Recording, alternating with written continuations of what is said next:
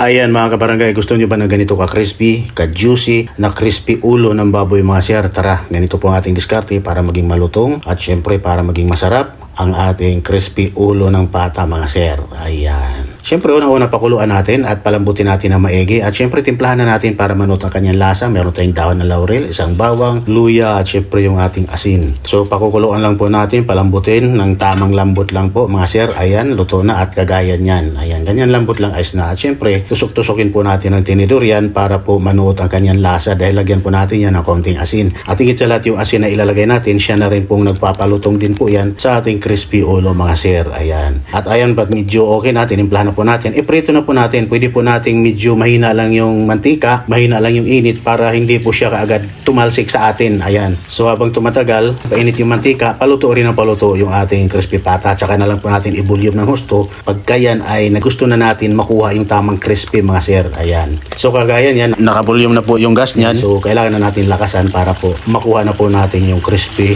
ng ating crispy ulo mga sir. Ayan, kagaya yan. Yung crispiness. Ayan. So ayan nga, at okay na, medyo crispy na, hindi lang medyo, talagang crispy na ang ating ulo. So ang gagawin muna natin, siyempre gagawa muna tayo ng special sauce. So ganito naman ang diskarte ng ating special sauce ng ating crispy ulo mga sir. Unang-una, nagayat po tayo ng ating white onions, siyempre, pampasarap.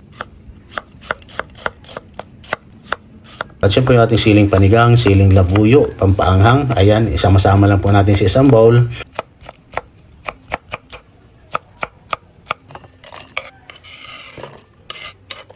At syempre, timplahan natin ng konting asukal, maraming paminta, soy sauce mga sir, ayan, seasoning, maraming seasoning, suka, ayan. At syempre, lagyan natin ng konting tubig para hindi maalat ang ating sausawan. Syempre, kalamansi, ayan, siguro mga 5 pirasong kalamansi, ayos na. At syempre, kung may pipino ka, available yung pipino sa kusina mo, lagyan mo na rin. Ayan, kagaya yan. So, ayan, ganyan lang kadali. Simple magluto ng sobrang crispy, masarap na crispy ulo. Paminsan-minsan, mag-crispy ulo naman tayo mga sir. Syempre, ano naman natin yung, kung di tayo kakain ng masarap, di ba, puro na lang tayo trabaho. Siyempre, kumain din tayo paminsan-minsan na ganito kasarap, ka-crispy. At sa mga nagtatanong nga pala doon sa ginamit natin sa sangkalan, kita naman yan po ay Magkuno Woods. Yan po ay napakatigas na kahoy, napakagandang kahoy na para sa ating mga sangkalan. Ayan, magpapasok ng mga sir, palitan nyo na po ang inyong mga sangkalan. Nasa comment section lang po ang shop ng TikTok shop nila. Ayan.